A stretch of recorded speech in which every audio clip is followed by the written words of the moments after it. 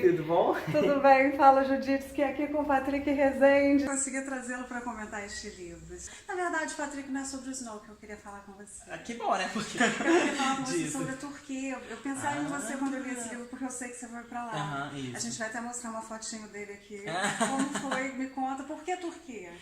Então, eu sempre tive uma questão curiosa com a Turquia, que não é por causa da Glória Pérez, né? Porque às vezes as pessoas pensam que, que é por causa da novela lá da Turquia, que é desde a época de Constantinopla, né? Porque Turquia, na verdade, tinha capital como Constantinopla, que hoje a gente chama de Istambul, que na verdade Istambul não é a capital da Turquia. Eu não sei de nada disso, eu tô aqui aprendendo. Então é Ankara, a capital da Turquia. Mas antigamente era Constantinopla, então eu sempre tive muito interesse pela questão do Expresso do Oriente, porque eu li Agatha Christie muito novo. E aí eu sempre tinha muita curiosidade, essa questão de pensar, o Expresso do Oriente vai de Paris a Istambul. E aí eu sempre tive muita curiosidade de ir a Istambul.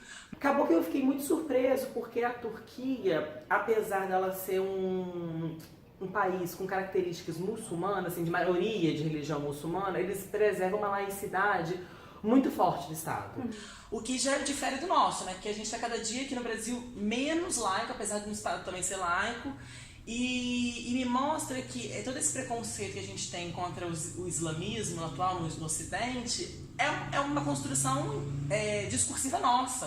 Como isso vai acontecendo de uma maneira tão espontânea, a gente vê como é rápido, né? Como essas transformações são sutis e modificam mesmo o dia a dia. Total, porque assim, eu gosto muito daquele meme do Facebook, qual é a lenda brasileira que você mais curte? Se é o Estado laico, o Brasil não é racista, essas coisas assim.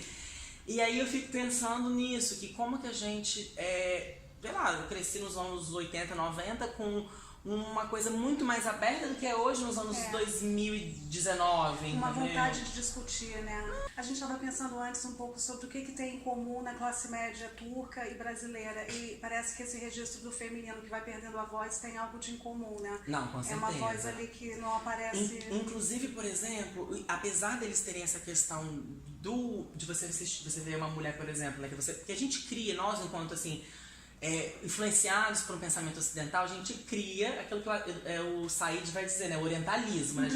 É a nossa imagem do estrangeiro, do outro. Então a gente cria aquela imagem, então é um país ocidental, então todas as mulheres vão estar de véu, ou de burca, ou vão estar mais tímidas, reprimidas, e você chega lá, você vê de tudo.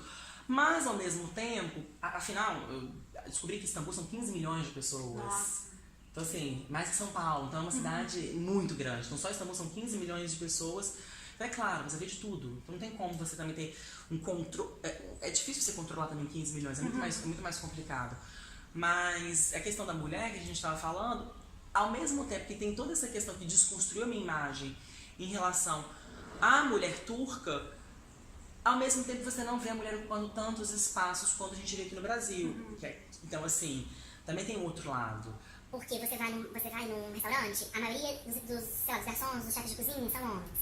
Você vai num hotel, a maioria dos que fazem o check-in são homens. Você tem outras mulheres, mas ainda assim eu acho que é em número menor, eu pelo menos tive essa impressão de que é menor do que das mulheres. E aí eu perguntei isso. Ele me explicou que acontece que apesar de a gente ter essa laicidade do Estado, há a questão do machismo também.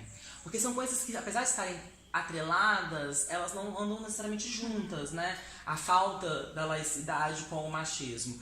E aí ele me explicou que os turcos ainda são muito machistas. Não na questão no sentido só religioso, mas no sentido cultural, de pensar assim, a mulher tem que ficar em casa ainda, cuidando dos filhos, cuidando da casa.